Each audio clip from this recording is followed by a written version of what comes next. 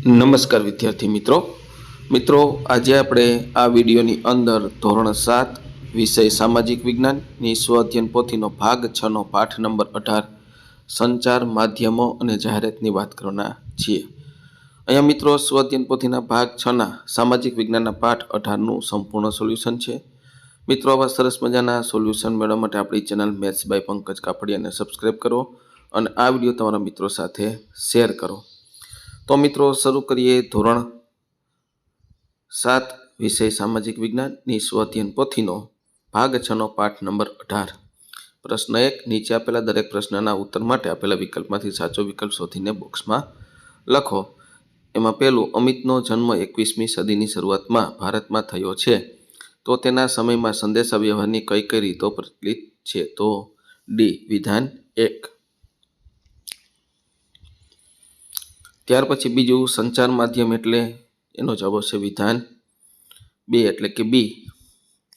ત્યાર પછી ત્રીજું, એક પેઢીનું જ્ઞાન અને વિચારો બીજી પેઢી સુધી પહોંચાડવાનું કયું સંચારનું માધ્યમ સફળ રહ્યું છે? ડી પુસ્તકો। ત્યાર પછી ચોથું, નીચેનામાંથી રેડિયો માટે શું લાગુ પડતું નથી? તો સી લોકપ્રિય દ્રશ્ય શ્રાવ્ય સંચાર માધ્યમ।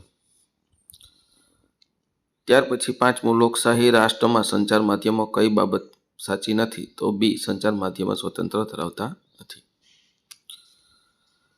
ત્યાર પછી છઠ્ઠું, કૃત્રિમ ઉપગ્રહને માટે નીચેની કઈ બાબત સાચી નથી? તો સી દેશના સંરક્ષણ ક્ષેત્રે ખૂબ જ ઉપયોગી નથી।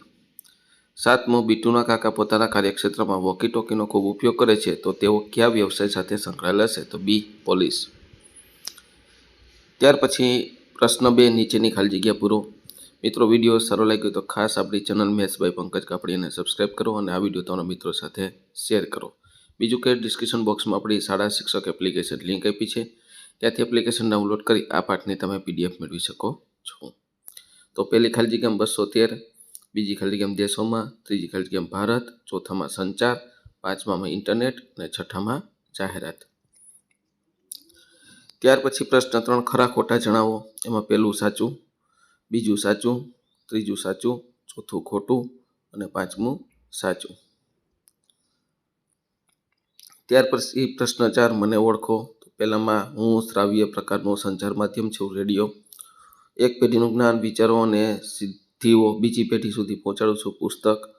ત્રીજું, મારા દ્વારા અગત્યના પત્રો મોકલી શકાય છે, ટપાલ। મેં વિશ્વની એક જ વૈશ્વિક ગામમાં ફેરવી નાખ્યું, ઇન્ટરનેટ। પાંચમું, હું મનોરંજનનું લોકપ્રિય સાધન છું, ટેલિવિઝન। હું માત્ર શ્રાવ્ય પ્રકારનું સંચાર માધ્યમ છું, રેડિયો। ત્યાર પછી પ્રશ્ન 5, નીચેના વિધાનો પર ખોટા શબ્દ પછી કોમારી વિધાન ખરું બનાવો। તો અહીં આપણે ખોટું શબ્દ શ્રાવ્ય ચેક્યું છે, બાકીનું વાક્ય તમારે નીચે લખવાનું, ટેલિવિઝન એ દ્રશ્ય શ્રાવ્ય પ્રકારનું સંચાર માધ્યમ છે। બીજું, ભારતમાં આધુનિક ટપાલ સેવાની શરૂઆત 1854માં થઈ, તો 1850 ચેકવાનું છે। ત્રીજું, ટેલિગ્રામ, વર્તમાનપત્રો, ટેલિવિઝન અને મોબાઈલ એ પરિવહન ચેકવાનું છે, સંચાર તંત્રના સાધનો છે। અને ચોથું, જીપીએસની વ્યવસ્થા મોબાઈલમાં જોવા મળે છે। ત્યાર પછી પાંચમું, ટેકનોલોજીના ઉપયોગથી સંચાર માધ્યમના વિકાસ વધુ થયો છે, ઓછું ચેકવાનું છે। ત્યાર પછી પ્રશ્ન 6, નીચે આપેલા પ્રશ્નના ઉત્તર 1-2 વાક્યમાં આપો। પહેલું, તમે ઉપયોગ કરતા હોય તેવા સંચાર માધ્યમના સાધનો જણાવો। હું ઉપયોગ કરતો હોય એવા સંચાર માધ્યમના સાધનોમાં મોબાઈલ, ઇન્ટરનેટ, ટેલિવિઝન અને વર્તમાનપત્રનો ઉપયોગ કરું છું। બીજું, પહેલાંના સમયમાં સંદેશો મોકલવા કઈ કઈ રીતનો ઉપયોગ કરતા હતા તે જણાવો। પહેલાંના સમયમાં સંદેશો મોકલવા દૂત, કબૂતર, ટપાલ અને ધુમાડા કે ઢોલના સંકેતોનો ઉપયોગ થતો હતો।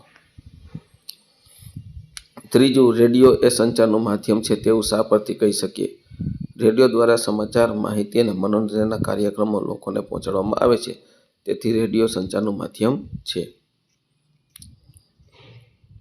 ચોથું, ભારતમાં ટેલિગ્રામની સેવા સૌ પ્રથમ કયા શહેર વચ્ચે શરૂ થઈ હતી? તો અહીંયા ભારતમાં ટેલિગ્રામની સેવા સૌ પ્રથમ મુંબઈ અને થાણા શહેર વચ્ચે શરૂ થઈ હતી। પાંચમું, તમારા દાદા સામાજિક સંદેશો કઈ રીતે મોકલતા અને મેળવતા હતા? મારા દાદા સંદેશા મોકલવા માટે ટપાલ પત્રો, ટેલિગ્રામનો ઉપયોગ કરતા હતા। તેઓ સમાચાર મેળવવા માટે વર્તમાનપત્રો અને રેડિયોનો સહારો લેતા હતા। ત્યાર પછી પ્રશ્ન 7, નીચેના પ્રશ્નોના 3-4 વાક્યમાં જવાબ લખો। પહેલું, તમે જોયેલી 2-3 જાહેરાતો અને તેના માધ્યમ વિશે જણાવો. મેં ટેલિવિઝન પર સાબુ અને મોબાઈલની જાહેરાત જોઈ છે. અખબારમાં પણ વિવિધ વસ્તુઓની જાહેરાત આવે છે. મોબાઈલ અને ઇન્ટરનેટ પર ઘણી જાહેરાતો જોવા મળે છે. આ જાહેરાતો લોકો સુધી માહિતી પહોંચાડવાનું કાર્ય કરે છે. ત્યાર પછી બીજું છે, જાહેરાતના ફાયદા જણાવો. જાહેરાતથી નવી વસ્તુ વિશે માહિતી મળે છે. ગ્રાહકોને ભાવ અને ગુણવત્તાની જાણ થાય છે. વિક્રેતાઓનું વેચાણ વધે છે. બજારમાં સ્પર્ધા વધે છે અને સારી વસ્તુ મળે છે. ત્યાર પછી ત્રીજું, જાહેરાતોથી સાવધાન કેમ રાખવી જોઈએ. બધી જાહેરાતો સત્ય હોય એવું નથી. કેટલીક જાહેરાતો વધારાની વાતો કરી ગ્રાહકને આકર્ષે છે. ખરીદી કરતાં પહેલાં વસ્તુની સાચી માહિતી તપાસવી જોઈએ અને સમજદારીથી નિર્ણય લેવો જોઈએ. ચોથું, લોકોના સામાજિક જીવન પર સિનેમા, ટેલિવિઝનની અસર વર્ણવો. સિનેમા અને ટેલિવિઝનથી લોકો મનોરંજન મેળવે છે. સમાચાર અને જ્ઞાન પણ પ્રાપ્ત થાય છે. પરંતુ વધારે સમય જોવાથી અભ્યાસ અને કામ પર અસર પડે છે. આથી તેનો ઉપયોગ મર્યાદિત કરવો જોઈએ. ત્યાર પછી પાંચમું, પુસ્તકો સંચારનું માધ્યમ છે. કઈ રીતે? પુસ્તકો દ્વારા લેખક પોતાના વિચારો અને જ્ઞાન લોકો સુધી પહોંચાડે છે. એક પેઢીનું જ્ઞાન બીજી પેઢી સુધી પહોંચાડવામાં પુસ્તકો મદદ કરે છે. પુસ્તકોમાં માહિતી લેખિત સ્વરૂપે રહે છે. શિક્ષણ અને સંશોધન માટે પુસ્તકો મહત્વપૂર્ણ સાધન છે. આ રીતે પુસ્તકો જ્ઞાન અને માહિતી પહોંચાડવાનું હોવાનું સંચારનું માધ્યમ છે. પ્રશ્ન 8, નીચેના પ્રશ્નોના સવિસ્તર ઉત્તર લખો. તમે કોઈ વસ્તુની ખરીદી કરવી છે તો તમે કઈ બાબતોનું ધ્યાન રાખશો? તો વસ્તુ ખરીદતી વખતે તેની ગુણવત્તા તપાસીશ, વસ્તુના ભાવ અન્ય દુકાનો સાથે સરખાવીશ, બ્રાન્ડ અને કંપનીની વિશ્વસનીયતા જાણીશ, વસ્તુની ઉત્પાદન તારીખ અને સમાપ્તિ તારીખ જોઈશ, જાહેરાતમાં બતાવેલ માહિતી સાચી છે કે નહીં તેની ખાતરી કરીશ, જરૂર હોય તો મોટા લોકોની સલાહ લઈશ. આ રીતે સમજદારીપૂર્વક ખરીદી કરીશ. ત્યાર પછી પ્રશ્ન 2, લોકશાહીમાં સંચાર માધ્યમની ભૂમિકા વર્ણવો. લોકશાહીમાં સંચાર માધ્યમ ખૂબ મહત્વપૂર્ણ છે. તે લોકો સુધી સરકારની યોજનાઓ અને સમાચાર પહોંચાડે છે. લોકોની સમસ્યાઓ સરકાર સુધી પહોંચાડવામાં મદદ કરે છે. સંચાર માધ્યમો જનમત બનાવવામાં મહત્વની ભૂમિકા ભજવે છે. તે સરકારના કાર્યો પર નજર રાખે છે અને જવાબદારી નક્કી કરે છે. માહિતીનો ઝડપી પ્રસાર લોકશાહીને મજબૂત બનાવે છે. આથી સંચાર માધ્યમ લોકશાહીનો આધારસ્તંભ છે. ત્યાર પછી ત્રીજું છે, મોબાઈલના ફાયદા અને ગેરફાયદા વર્ણવો. તો ફાયદા, મોબાઈલથી ઝડપથી સંચાર કરી શકાય છે. ઇન્ટરનેટ દ્વારા માહિતી સરળતાથી મળી રહે છે. ઓનલાઈન અભ્યાસ અને બેન્કિંગ જેવી સુવિધાઓ મળે છે. આપત્તિ સમયે તરત જ મદદ મેળવી શકાય છે.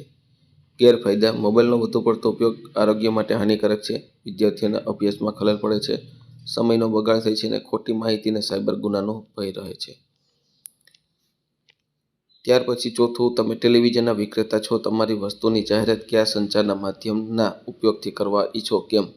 હું મારી વસ્તુની જાહેરાત ટેલિવિઝન અને ઇન્ટરનેટ દ્વારા કરું છું, કારણ કે આ માધ્યમો દ્વારા એકસાથે લાખો લોકો સુધી માહિતી પહોંચાડી શકાય છે. દ્રશ્ય અવાજ સાથે જાહેરાત વધુ અસરકારક બને છે. સોશિયલ મીડિયા દ્વારા યુવાનો સુધી પણ સરળતાથી પહોંચાડી શકાય છે. ત્યાર પછી પ્રશ્ન 9, ટૂંક નોંધ લખો. સંચાર માધ્યમનો વિવેકપૂર્ણ ઉપયોગ. સંચાર માધ્યમ આજના જીવનનો મહત્વનો ભાગ છે. તેના ઉપયોગથી આપણે ઝડપથી માહિતી મેળવી શકીએ છીએ, પરંતુ તેનો ઉપયોગ સમજદારી અને મર્યાદામાં કરવો જોઈએ. માહિતી સાચી છે કે નહીં તેની ખાતરી કરવી જોઈએ. ખોટી ભ્રામક માહિતીથી દૂર રહેવું જોઈએ. અનાવશ્યક સોશિયલ મીડિયા પર સમયનો બગાડ કરવો નહીં. અભ્યાસ અને કામ પર અસર ન પડે તેનું ધ્યાન રાખવું જોઈએ. વ્યક્તિગત માહિતી સુરક્ષિત રાખવી જોઈએ. વિવેકપૂર્ણ ઉપયોગથી સંચાર માધ્યમ આપણું જીવન સરળ અને લાભદાયક બનાવે છે.